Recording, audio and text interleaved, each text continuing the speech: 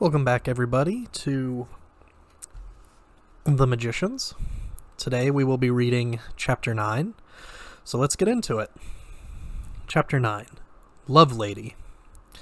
The rest of Quentin's third year at Breakbills went by beneath a gray watercolor wash of quasi-military vigilance. In the weeks that followed the attack, the school was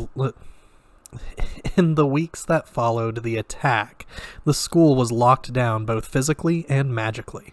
Faculty members wandered the grounds, retracting the lines of its ancient defensive spells, renewing and strengthening them, and casting new ones. Professor Sunderland spent an entire day walking backward all the way around the school's perimeter, scattering colored powders on the snow behind her in carefully braided trails, her plump cheeks turning pink with cold. She was followed by Professor Vanderweeg, who checked her work, and preceded by a gaggle of attentive students who cleared brush and fallen logs out of her path and resupplied her with material. It had to be done in one unbroken circuit. Cleansing the auditorium was just a matter of ringing a few bells and burning sage in the corners, but resetting the school's main wards took a solid week. According to student rumor, they were all cinched to an enormous, worked iron totem kept in a secret room at the campus's exact geographical center, wherever that was, but nobody had ever seen it. Professor March, who, after his ordeal, never quite lost a certain anxious, hunted look, roamed endlessly in and out of the school's many basements and sub-basements and cellars and catacombs, where he obsessively tended and reinforced the foundation spells that secured them against attack from below. The third years had made a bonfire at their equinox party, but now the faculty made a real bonfire, fed with specifically prepared cedar logs, dried and peeled and as straight as railroad ties, stacked in an arcane, eye-bending configuration, like a giant Chinese puzzle that took Professor Heckler all day to get right. When he finally lit it, using a twist of paper with words scribbled on it in Russian, it burned like magnesium. They were discouraged from looking directly at it. In a way, it was an education in itself, a chance to watch real magic being worked, with real things at stake. But there was no fun in it. There was only silence at dinner, and useless anger, and a new kind of dread. One morning, they found the room of a first-year boy cleared out. He'd dropped out and gone home overnight. It was not uncommon to come across conclaves of 3 or 4 girls who were merely weeks earlier had actively avoided sitting next to Amanda Orloff at dinner, perched together on the stony rim of a fountain in the maze, weeping and shivering. There were 2 more fights. As soon as he was satisfied that the foundations were taken care of, Professor March went on sabbatical, and those who claimed to know, i.e. Eliot, put the odds of his ever coming back at approximately 0. Sometimes Quentin wished he could run away too. He thought he would be shunned for the little joke he'd played on March with the podium. But the strange thing was that nobody said anything about it. He almost wished they would. He didn't know whether he'd committed the perfect crime or a crime so public and unspeakable that nobody could bring themselves to confront him about it in broad daylight. He was trapped. He couldn't grieve properly for Amanda because he felt like he'd killed her, and he couldn't atone for killing her because he couldn't confess, not even to Alice. He didn't know how. So instead, he kept his little particle of shame and filth inside, where it could fester and turn septic. This was the kind of disaster Quentin thought he'd left behind the day he walked into the garden in Brooklyn. Things like this didn't happen in Fillory. There was conflict and even violence, but it was always heroic and ennobling, and anybody really good and important who bought it along who bought it along the way came back to life at the end of the book. Now, there was a rip in the corner of his perfect world, and fear and sadness were pouring in like freezing, filthy water through a busted dam. Brakebills felt less like a secret garden and more like a fortified encampment. He wasn't in a safe little story where wrongs were automatically righted. He was still in the real world where bad, bitter things happened for no reason, and people paid for things that weren't their fault. A week after the incident, Amanda Orloff's parents came to collect her things. No special fuss was made over them at their request, but Quentin happened by one afternoon while they were saying goodbye to the dean. All of Amanda's belongings fit into one trunk in one pathetically small paisley fabric suitcase. Quentin's heart seized up as he watched them. He was sure they could see his guilt. He felt like he was covered in it, sticky with it, but they ignored him. Mr. and Mrs. Orloff looked more like siblings than husband and wife, both 6 feet tall and broad-shouldered, with dishwater hair and high and tight, his high and tight, hers in a business-like shag. They seemed to be walking in a daze. Dean Fogg was guiding them by the elbows around something Quentin couldn't see, and it took him a minute to figure out that they were heavily enchanted so that even now they wouldn't understand the nature of the school that their daughter had attended. That August, the physical kids staggered back from summer vacation early. They spent the week before classes camping out in the cottage, playing pool and not studying and making a project out of drinking their way, jigger by jigger, through an old and viscous and thoroughly disgusting decanter of port Elliot had found at the back of the cabinet in the kitchen. But the mood was sober and subdued. Incredibly, Quentin was now a 4th year at Brakebills. "We have to have a Welters team," Janet announced one day. "No," Elliot said, "we don't." He lay with one arm over his face on an old leather couch. They were in the library in the cottage, exhausted from having done nothing all day. "Yes, actually we do, Elliot." She nudged him sharply in the ribs with her foot. "Bigby told me. There's a tournament. Everybody has to play. They just haven't announced it yet." "Shit." Elliot, Alice, Josh, and Quentin all said in unison. "I call equipment manager," Alice added. "Why?" Josh moaned. "Why are they doing this to us? Why, God?" "It's for morale," Janet said. "Fogg says our spirits need elevating after last year. Organized Welters is part of a return to normalcy." "My morale was fine until a minute ago. Fuck. I can't stand that game." "It's a perversion of good magic. A perversion, I say." Josh waved a finger at nobody in particular. "Too bad. It's compulsory. And it's by discipline, so we're a team. Even Quentin," she patted his head, "who still doesn't have one." "Thanks for that." "I vote Janet captain," Elliot said. "Of course I'm captain, and as captain, it is my happy duty to inform you that your first practice is in 15 minutes. Everybody groaned and stirred and then settled themselves more comfortably where they were. "Janet," Josh said, "stop doing this. I've never even played," Alice said. "I don't know the rules." She lay on the rug, paging limply through an old atlas. It was full of ancient maps in which the seas were populated with lovingly engraved marginal monsters. Though, in these maps, the proportions were inverted and the monsters were far larger and more numerous than the continents. Alice had acquired a pair of uncharacteristically hip rectangular glasses over the summer. "Oh, you'll pick it right up," Elliot said. "Welters is fun and educational." "Don't worry." Janet leaned down and gave the back of Alice's head a maternal kiss. "Nobody really knows the rules." "Except Janet," Josh said. "Except me. I'll see you all there at 3. She flounced happily out of the room.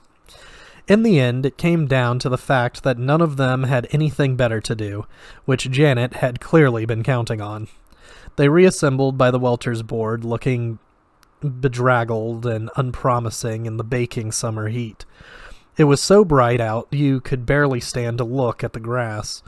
Elliot clutched the sticky decanter of port. The sleeves of his dress shirt rolled up. Just seeing it made Quentin feel dehydrated. Blue summer sky blazed in the water squares. A grasshopper collided with Quentin's pants and clung there. "So," Janet said, climbing the ladder to the weather-beaten wooden judge's chair in her perilously short skirt. "Who knows how we start?" Starting, it emerged, involved picking a square and throwing a stone called the globe onto it. The stone was rough marble, bluish in color. It did look a little like a globe, and about the size of a ping-pong ball, though it was weirdly heavy. Quentin turned out to be unexpectedly talented at this feat, which was performed at various times during the game. The real trick was to avoid plunking it into a water square, in which case the game was forfeit. Plus, it was a pain to fish the globe out of the water. Alice and Elliot were on the same team, facing off against Josh and Quentin, with Janet refereeing. Janet wasn't the most studious student of the physical kids. That was Alice, or the most naturally gifted, Elliot, but she was fairly competitive, and she'd decided to acquire a total command of the technical intricacies of Welters, which really was an amazingly complicated game. "Without me, you people would be lost," Janet said, and it was true. The game was half strategy, half spellcasting. You captured squares with magic or protected them, or recaptured them by superseding an earlier spell. Water squares were the easiest, metal the hardest. They were reserved for summonings and other exotic enchantments.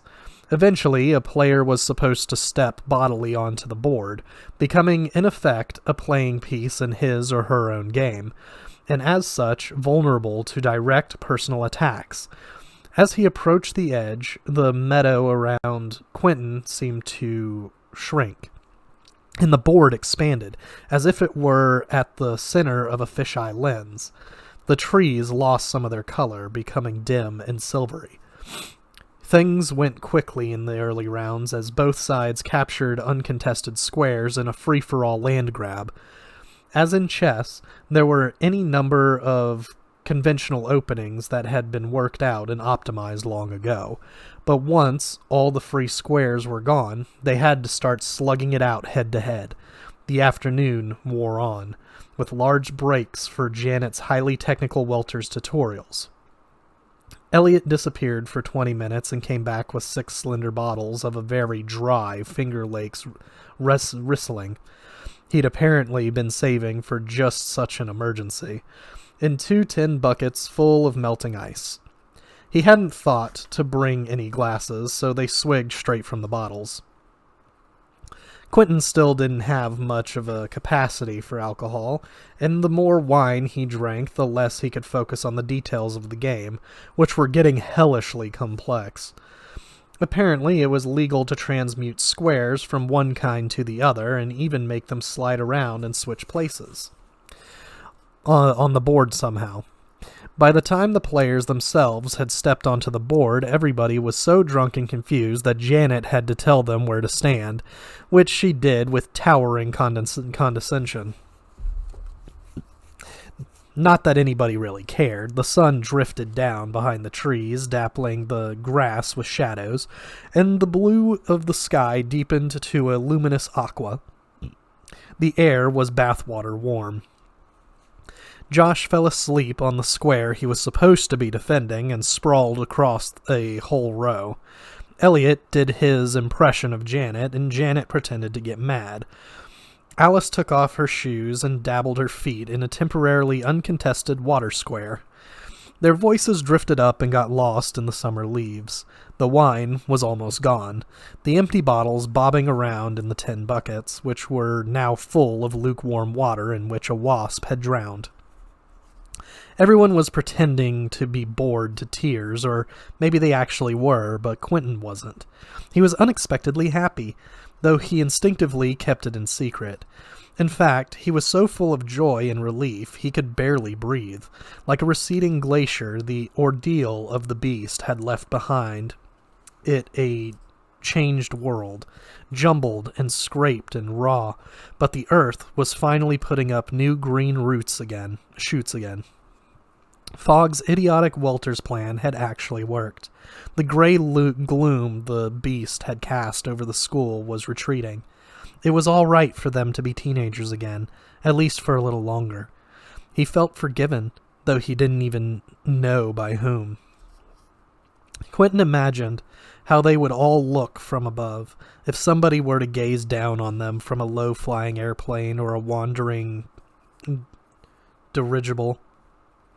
5 people strewn around the neat little Welters board on the grounds of their secret, exclusive magical enclave. Their voices soft and unintelligible from a distance. How contended and complete in themselves that observer would believe them all to be. And it was actually true. The observer would be right. It was all real. "Without me," Janet said again, with fierce glee, blotting tears of laughter with the heel of her hand, "you people would be lost." If Welters restored some of Quentin's lost equilibrium, it presented a whole new kind of problem for Josh. They kept on practicing through the first month of the semester, and Quentin gradually got the hang of the game. It wasn't really about knowing the spells or the strategy, though you did have to know them. It was more about getting spells off perfectly when you had to. It was about that sense of power that lived somewhere in your chest, that made a spell strong and vital. Whatever it was, you had to be able to find it when you needed it. Josh never knew what he would find. At one practice, Quentin watched him go up against Elliot over one of the 2 metal squares on the board. These were made of a tarnished silvery stuff. One actually was silver, the other was palladium, whatever that was, with fine swirling lines and tiny italic words etched into them. Elliot had chosen a fairly basic enchantment that created a small, softly glowing orb. Josh attempted a counterspell, muttering it half-heartedly while sketching a few cursory gestures with his large fingers. He always looked embarrassed when he cast spells, as if he never believed they were actually going to work. But as he finished, the day went slightly faded and sepia-toned, the way it might if a cloud drifted in front of the sun or in the first moments of an eclipse. "What the hell?" Janet said, squinting up at the sky. Josh had successfully defended the square. He'd abolished Elliot's will-o'-the-wisp, but he'd gone too far. Somehow, he'd created its inverse, a black hole. He'd punched a drain hole in the afternoon, and the daylight was swirling into it. The 5 physical kids gathered around in the amber light to look, as if it were some unusual and possibly venomous beetle. Quentin had never seen anything quite like it. It was like some heavy-duty appliance had been turned on somewhere, sucking up the energy needed to light the world and causing a local brownout. Josh was the only one who didn't seem bothered by this. "How you like me now?" He did a victorious chicken dance. "Huh? How do you like Josh now?" "Wow," Quentin said. He backed away a step. "Josh, what is that thing?" "I don't know. I just waved my little fingers." He waggled his fingers in Elliot's face. A soft breeze was kicking up.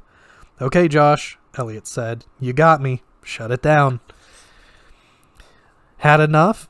Is it too real for you, Magic Man?" "Seriously, Josh," Alice said. "Please get rid of that thing. It's creeping us out."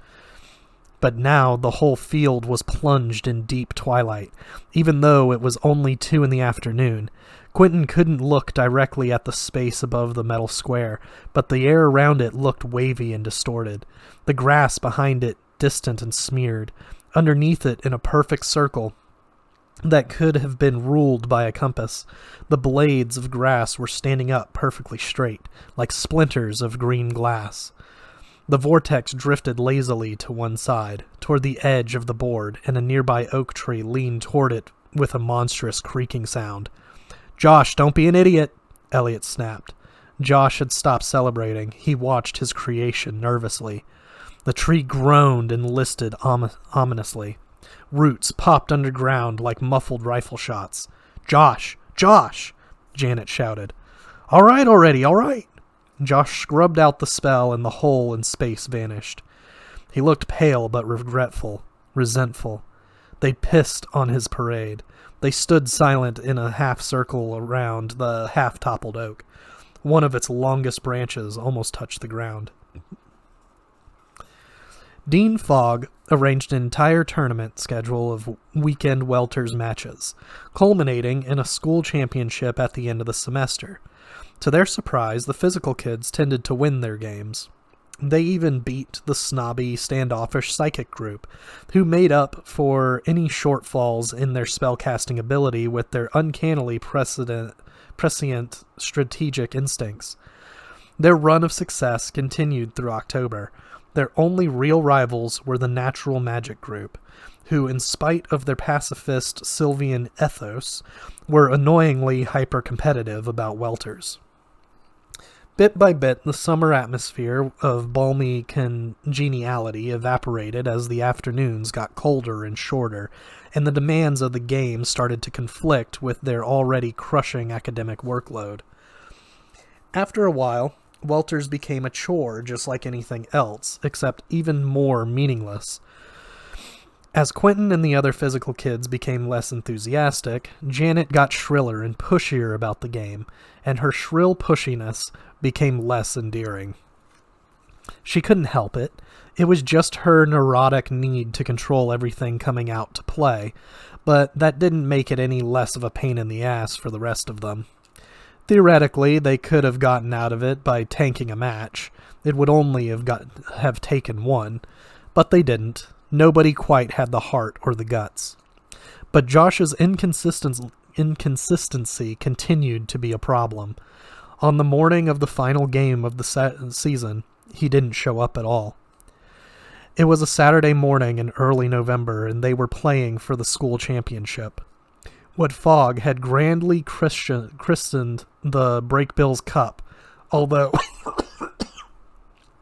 so far he hadn't produced any actual physical vessel that answered to the name. The grass around the Welters field was tricked out with 2 ranks of grimly festive wooden bleachers that looked like something out of old newsreel footage of college sporting events, and which had probably been lying disassembled in numbered sections in some unimaginably dusty storeroom for decades. There was even a VIP box accompanied by Dean Fogg and Professor Vanderweeg, who clutched a coffee cup in her pink mittened hands. The sky was gray, and a heavy wind made the leaves seethe in the trees. The gonfalons, in breakbills blue and brown, strung along the backs of the bleachers, fluttered and snapped. The grass was crunchy with frozen dew. "Where the hell is he?" Quentin jogged in place to keep warm. "I don't know." Janet had her arms around Elliot's neck, clinging to him for warmth, which Elliot put up with irritably. "Fuck 'em, let's start," he said. "I want to get this over with." "We can't without Josh," Alice said firmly. "Who says we can't?" Elliot tried to dislodge Janet, who clung to him relentlessly. "We're better off without him anyway." "I'd rather lose with him," Alice said, "than win without him. Anyway, he's not dead. I saw him just after breakfast. If he doesn't show up soon, we're all going to die of exposure. He'll be the only one left alive to carry on our glorious fight." Josh's absence made Quentin worried about what he didn't know. "I'll go find him," Quentin said. "Don't be ridiculous. He's probably," at that moment, the officiating faculty member, a hale, brick-colored man named Professor Foxtree, strode up to them wrapped in an ankle-length down parka. Students respected him instinctively because of his easy good humor and because he was tall and Native American. "What's the holdup?" "We're short a player, sir," Janet told him. "Josh Hoberman is MIA. "So?" Professor Foxtree hugged himself vigorously. His long, hooked nose had a drop on the end of it. "Let's get this shit show on the road. I'd like to be back in the senior common room by lunchtime. How many do you have?" "4, sir." "It'll have to do." "3, actually," Quentin said. "Sorry, sir, but I have to find Josh. He should be here."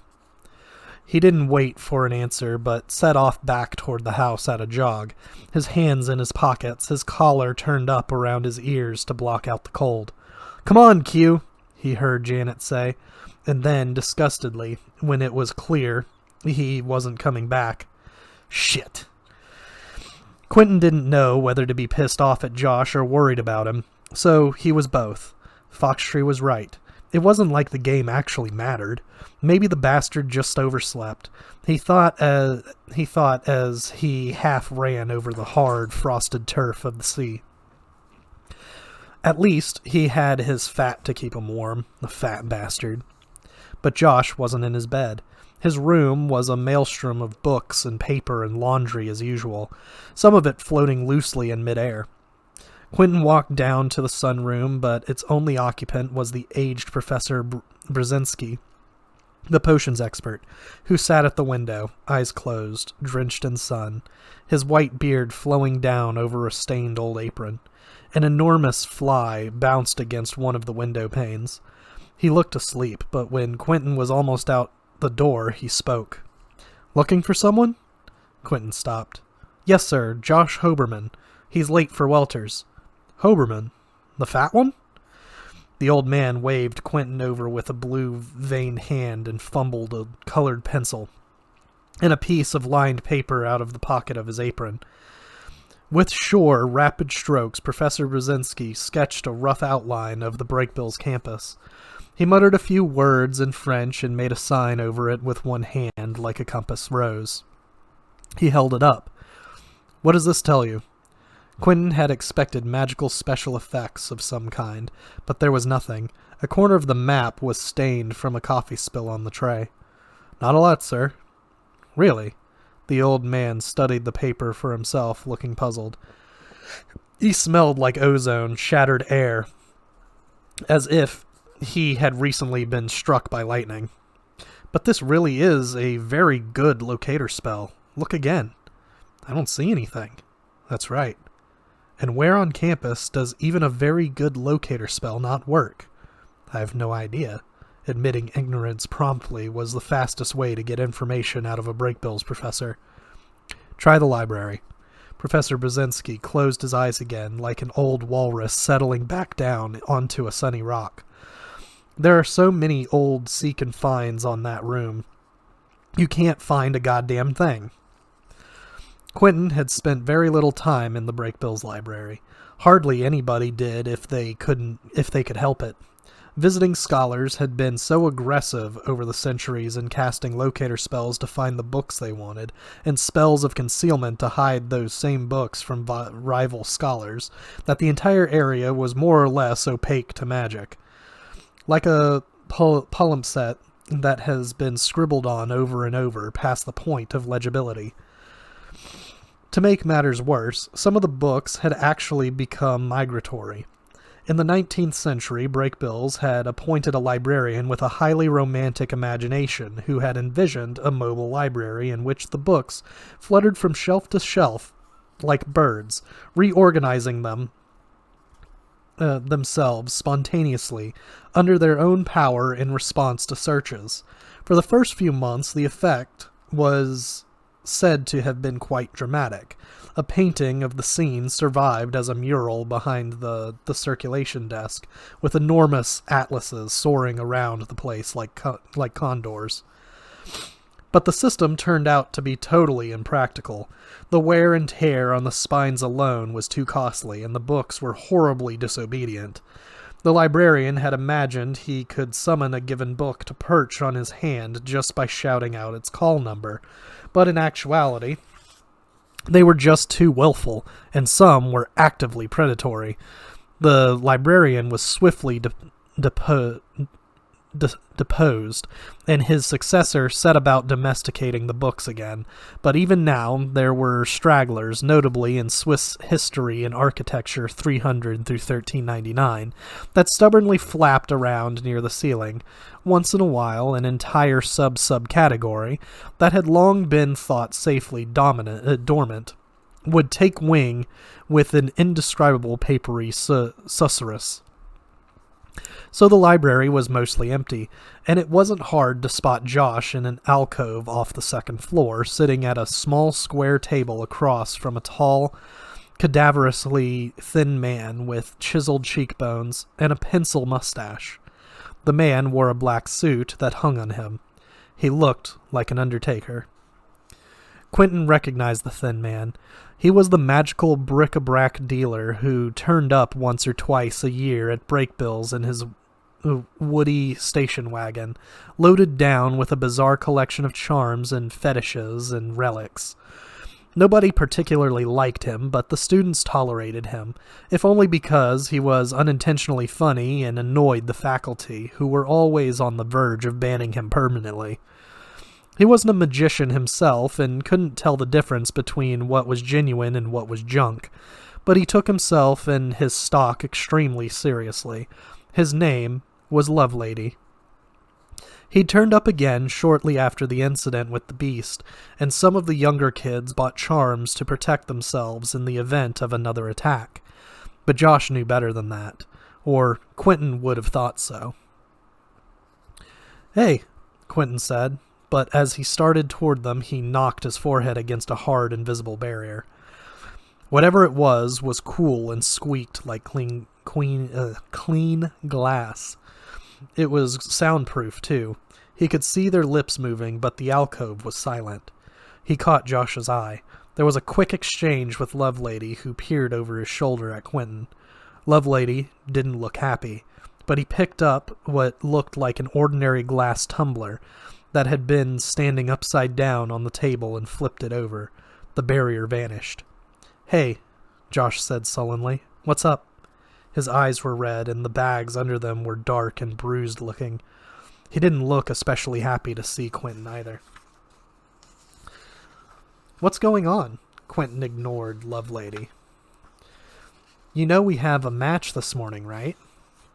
"Oh man, right. Game time."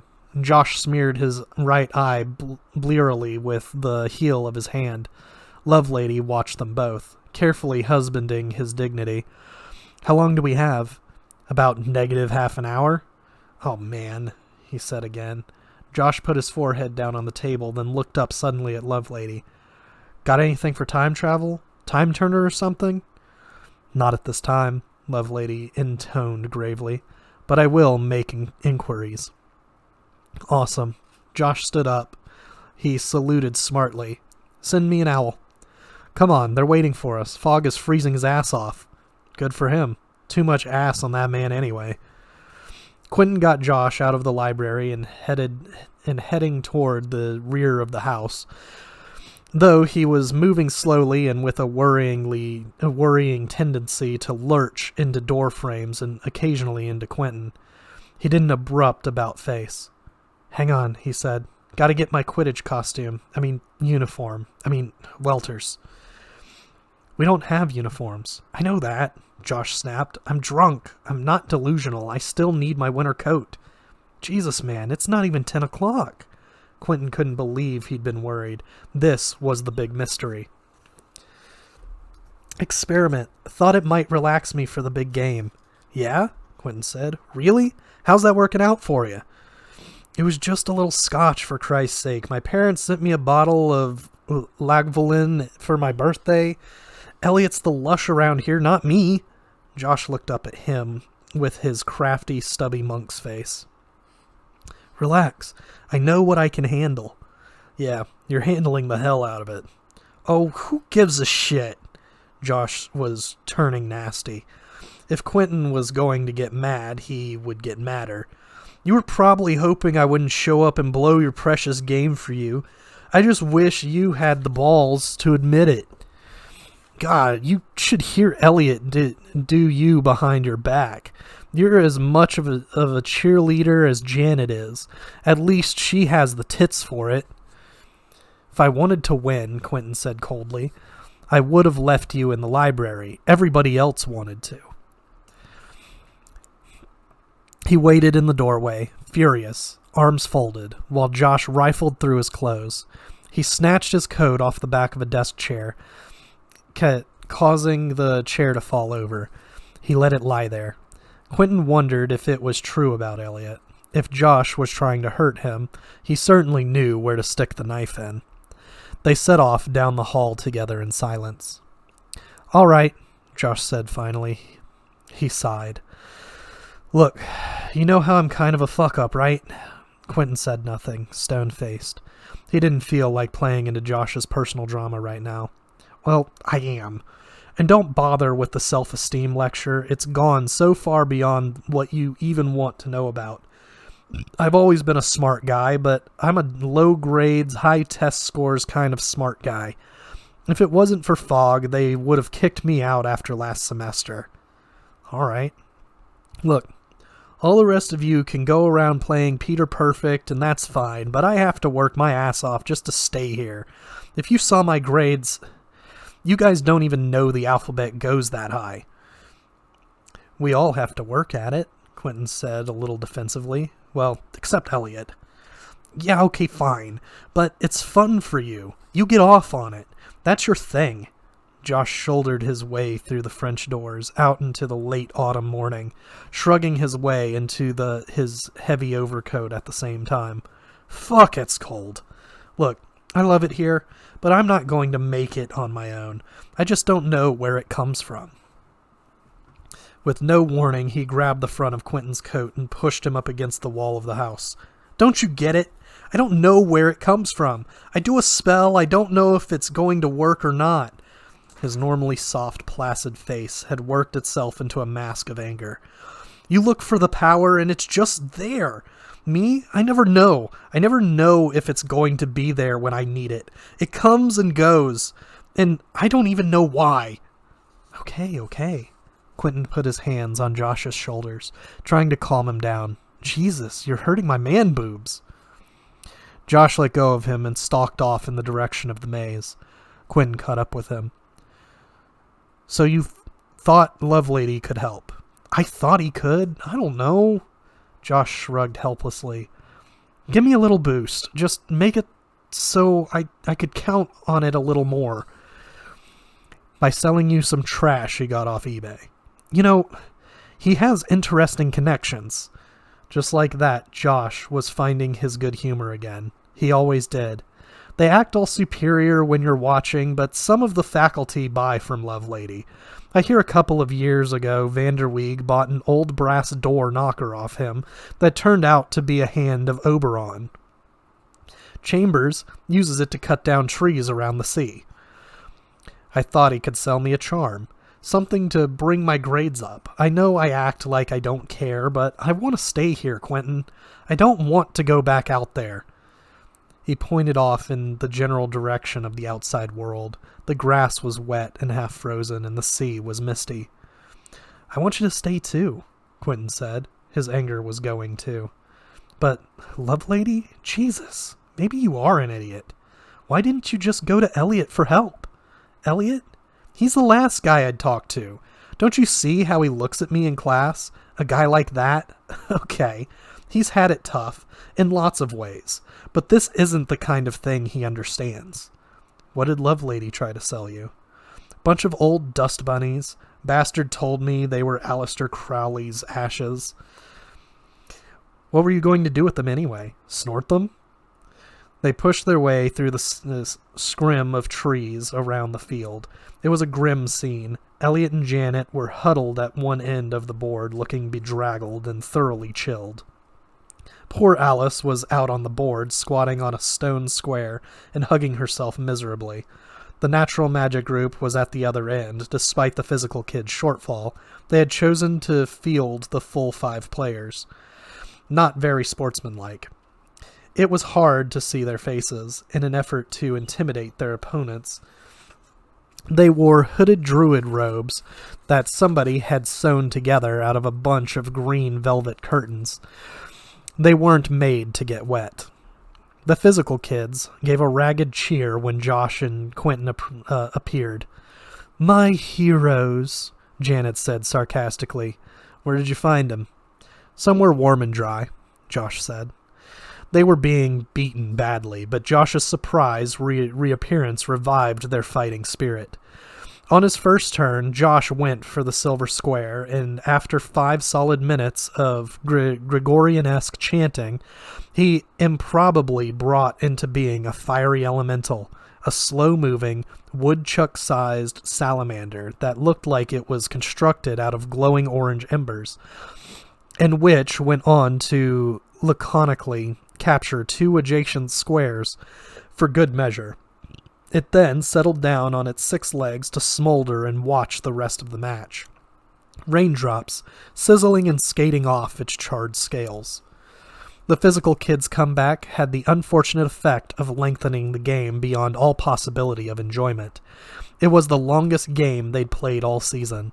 It was shaping up to be the longest Welters game anybody could remember.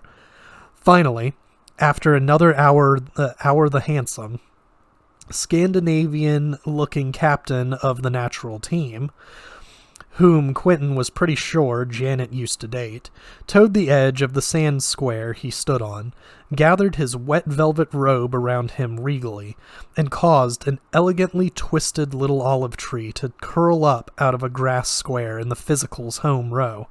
"Suck it," he said. "That's the win," Professor Foxtree called from the judge's chair.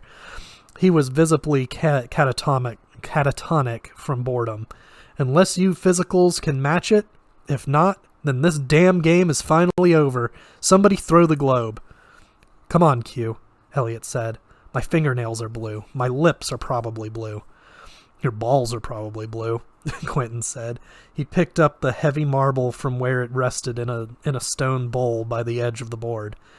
He looked around at the strange scene he stood at the center of. They were still in it. They'd been down, but they'd come almost all the way back, and he hardly ever missed with the globe. Mercifully, there was no wind, but a mist was gathering, and it was getting hard to see the far end of the board. The afternoon was silent except for the dripping of the trees. "Quentin!" a boy's voice called hoarsely from the bleachers. "Quentin!" The dean was still up in the VIP box, gamely miming enthusiasm. He blew his nose loudly into a silk handkerchief. The sun was a distant memory. All at once, a pleasant feeling of lightness and warmth came over Quentin. It was so vivid and so divorced from the freezing cold reality of all around him that he wondered if somebody was doing some surreptitious magic on him. He looked suspiciously at the smoldering salamander, but it loftily ignored him. There was the familiar sense of the world narrowing to the limits of the board, trees and people shrinking and curving away around it, becoming silvery, solarized. Quentin's view took in the miserable Josh pacing by the edge of the board and taking deep breaths, and Janet, who was clenching her jaw and jutting it at him fiercely, hungrily, her arm through Elliot's, whose eyes were fixed on some invisible scenery in the middle distance. It all felt very far away. None of it mattered. That was the funny thing. It was incredible that he hadn't seen it before. He would have to try and explain this to Josh. He had done a terrible, stupid thing in the classroom. The day Amanda Orloff had died, and he would never get over it, but he'd figured out how to live with it. You just had to get some idea of what matters and what doesn't, and how much, and try not to be scared of the stuff that doesn't. Put it in perspective, something like that. Or, otherwise, what was the point? He didn't know if he could explain it to Josh, but maybe he could show him. Quentin took off his coat. as if he were sloughing off a scratchy, too small skin. He rolled his shoulders in the cold air. He knew it would be freezing in a minute, but for the moment, it was just refreshing. He sighted on the blonde natural player in his idiotic robe, leaned to one side, and slung the globe sidearm at his knee. It hit the heavy velvet with an audible thump. Ow! The natural grabbed his knee and looked up at Quentin with an outraged expression. That would bruise. Foul! Suck it, Quentin said. He whipped his shirt off over his head, ignoring the rising yelps of dismay on all sides. It was so easy to ignore people when you understood how little power they really had over you. He walked over to where Alice stood, dumbstruck on her square. He would probably regret this later, but God, it was good to be a magician sometimes. He hoisted her over his shoulders, fireman style, and jumped with her into the freezing, cleansing water.